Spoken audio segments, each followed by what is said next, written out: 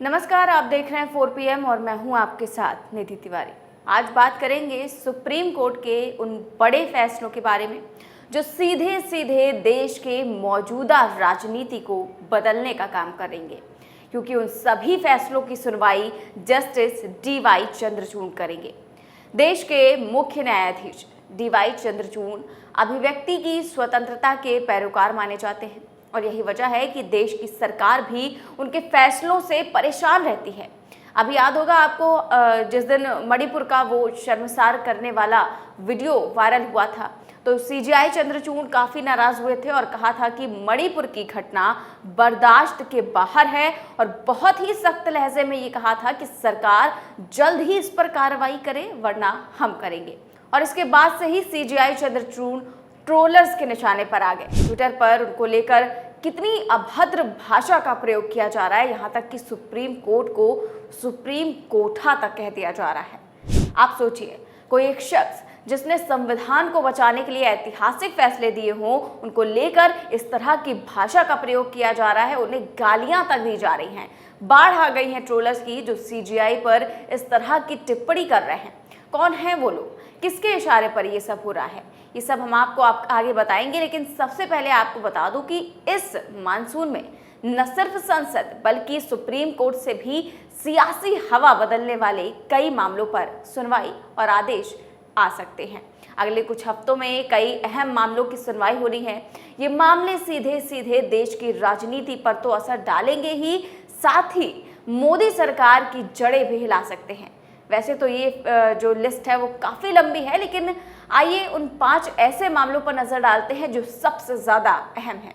तो सबसे पहली सुनवाई होगी मणिपुर पर 28 तारीख को, 28 जुलाई को, शुक्रवार को मणिपुर मामले पर सुनवाई है। और जैसा कि सुप्रीम कोर्ट ने जब वीडियो वायरल हुआ था तभी उन्होंने सख्त लहजे में कहा था कि आप अगर कार्रवाई नहीं करते हैं तो हम कार्रवाई करेंगे। और जिस तरह से मणिपुर में विभत्स घटनाएं देखने को मिल रही हैं, वो वीडियो वायरल हुआ तो वहीं किसी को जला दिया जा रहा है, मार दिया जा रहा है, सैकड़ों ऐसी घटनाएं हो रही हैं, पूरे गांव जला दिए जा रहे हैं। उसको लेकर सुप्रीम कोर्ट काफ़ी सख्त है और अब उस पर सुनवाई भी होनी है 28 तारीख को। तो जाहिर है कुछ ना कुछ उस पर फैसला आ सकता है, हो सकता है सरकार को कड़ी फटकार भी लगाई जाए और सरकार को कोई आदेश भी दिया जाए वहाँ के मामले पर ध्यान देने को लेकर, क्योंकि सरकार तो बिल्कुल भी ध्यान देने को राजी ही नहीं है मणिपुर को लेकर, जिसको लेकर सुप्रीम कोर्ट पहले भी फटकार लगा चुकी है। और अब जाहिर तौर पर हो सकता है कि कोई बड़ा फैसला आए या फिर कोई बड़ी एक बार फिर से कोई तारीख दे दी जाए या सरकार को कुछ फटकार लगाई जाए, इस तरह का कुछ देखने को मिल सकता है।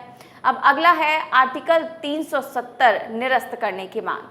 तो जैसा कि जम्मू कश्मीर को स्पेशल स्टेटस देने से जुड़े आर्टिकल 370 को खत्म किए जाने के खिलाफ सुप्रीम कोर्ट 2 अगस्त से रोजाना सुनवाई करेगा। यानी कि सिर्फ एक दिन नहीं बल्कि रोजाना उस पर सुनवाई होगी, क्योंकि ये बहुत बड़ा फैसला था जो सरकार ने अचानक लिया था, 370 को खत्म किया था।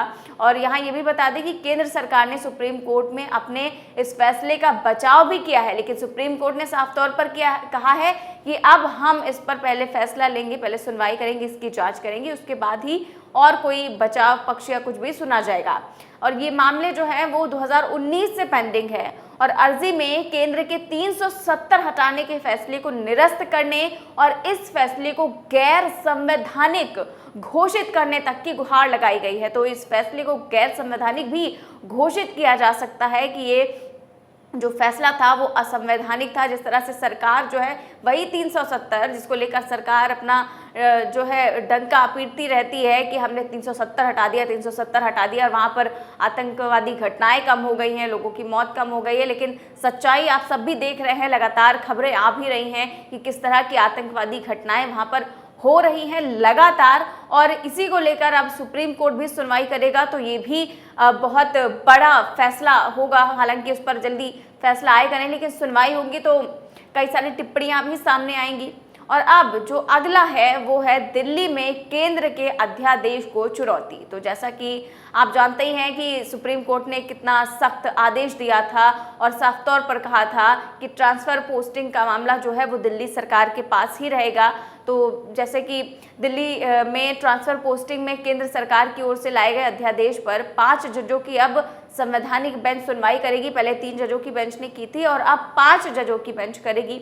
तो दिल्ली सरकार ने केंद्र सरकार के खिलाफ इस मामले को सुप्रीम कोर्ट में चुनौती दी है और इस पर चीफ जस्टिस ने कहा है कि हम आर्टिकल 370 मामले की सुनवाई के बाद इस मामले की सुनवाई करेंगे। तो उम्मीद की जा रही है कि अगस्त में ही इस मामले की नियमित सुनवाई जो है वो शुरू हो सकती है। तो जैसा कि आपको याद होगा कि ट्रांसफर पोस्टिंग मामले में सुप्रीम कोर्ट ने दिल्ली सरकार के पक्ष में फैसला दिया था और इसमें निर्वाचित सरकार को ही अफसरों की ट्रांसफर पोस्टिंग का अधिकार दिया गया था और 11 मई को सुप्रीम कोर्ट ने ये फैसला दिया था और सुप्रीम कोर्ट ने साफ कह दिया था कि दिल्ली की नौकरशाही पर चुनी हुई सरकार का ही कंट्रोल है और अफसरों की ट्रांसफर पोस्टिंग पर भी अधिकार भी उसी का है। और केंद्र सरकार इसको लेकर सुप्रीम कोर्ट के खिलाफ 19 मई को अध्यादेश लेकर आई थी और अध्यादेश के तहत अधिकारियों की ट्रांसफर और पोस्टिंग से जुड़ा आखिरी फैसला लेने का हक फिर से उपराज्यपाल को दे दिया गया था और इसी के खिलाफ केजरीवाल फिर से सुप्रीम कोर्ट पहुंच गए थे, जिस पर अब सुनवाई होनी है। तो ये भी एक बहुत अहम सुनवाई होगी। अब चौथा और सबसे ज्यादा महत्वपूर्ण फैसला जो है वो है राहुल गांधी की सजा पर सुनवाई। तो राहुल गांधी की सजा पर सुनवाई जो है वो 4 अगस्त को होनी है। सुप्रीम कोर्ट ने तारीख दे दी है और अब जैसा कि आप जान ही रहे कि मोदी सर ने मामले में मानहानि के लिए दोषी करार दिए गए थे राहुल गांधी और उन्हीं की अर्जी पर सुनवाई के दौरान सुप्रीम कोर्ट ने मामले के शिकायती जो है वो पूर्णेश मोदी और गुजरात सरकार को नोटिस जारी कर जवाब दाखिल करने को भी कहा था और राहुल गांधी की ओर से भी अर्जी दाखिल कर दोष सिद्धि को चुनौती दी गई है। साथ ही हाई कोर्ट के फैसले पर रोक लगाने की मांग भी की गई है।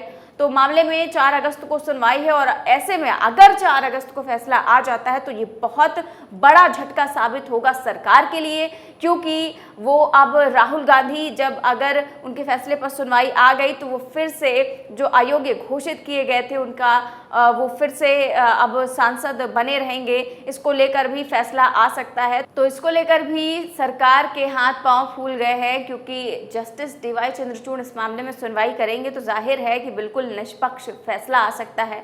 वहीं जो 5वां मामला है वो है शिंदे गुट की अयोग्यता का केस। तो ये भी काफ़ी महत्वपूर्ण केस है और इसको लेकर भी याद होगा आपको कि सरकार को फटकार लगाई थी और महाराष्ट्र के राज्यपाल को भी, जो भगत सिंह कोश्यारी थे पूर्व राज्यपाल, उनको भी फटकार लगाई थी कि ये बिल्कुल असंवैधानिक फैसला था। तो शिवसेना उद्धव ठाकरे गुट ने सुप्रीम कोर्ट में शिंदे गुट की अयोग्यता से जुड़े मामले के जल्द निपटारे के लिए गुहार लगाई है। अदालत ने महाराष्ट्र विधानसभा स्पीकर राहुल नार्वेकर को नोटिस जारी कर 2 हफ्ते में जवाब देने को कहा है और अब इस मामले में 2 अगस्त के बाद कभी भी सुनवाई हो सकती है और माना जा रहा है कि इस मामले में सुप्रीम कोर्ट का फैसला राज्य और देश की राजनीति को बड़े पैमाने पर प्रभावित करेगा।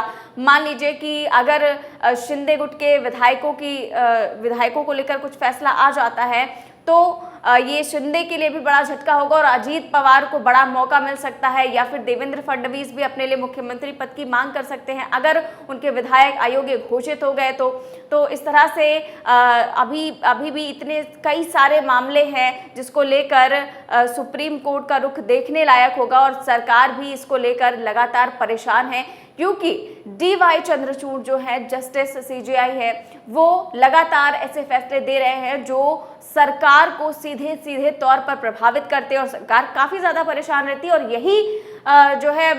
यही वजह है कि उनको लगातार ट्रोल भी किया जा रहा है। ट्विटर पर वो लोगों के निशाने पर है, एक पक्ष के ही निशाने पर हैं, जिस तरह की टिप्पणी उन पर की जाती है। और जैसा कि आप जानते ही हैं कि लोगों का विश्वास अभी भी कोर्ट पर है। लोग, आप जैसा कि देखते ही हैं कि लोग कहते हैं सी यू इन कोर्ट, मतलब हम तुम्हें कोर्ट में मिलेंगे। तो कोर्ट पर भरोसा अभी भी लोगों का है और जब से CJI चंद्रचूड़ आए हैं तो उनको लेकर भी लोगों का काफ़ी भरोसा है। यही वजह है कि वो लगातार एक पक्ष के निशाने पर रहते हैं। लेकिन अब जो फैसले आने वाले हैं उसको लेकर देश की राजनीति क्या मोड़ लेगी, क्या फैसले आएंगे, ये तो फिलहाल देखने वाली बात होगी। इस खबर में बस इतना ही। देश और दुनिया की तमाम बड़ी खबरें जानने के लिए देखते रहिए 4PM न्यूज़ नेटवर्क। नमस्कार।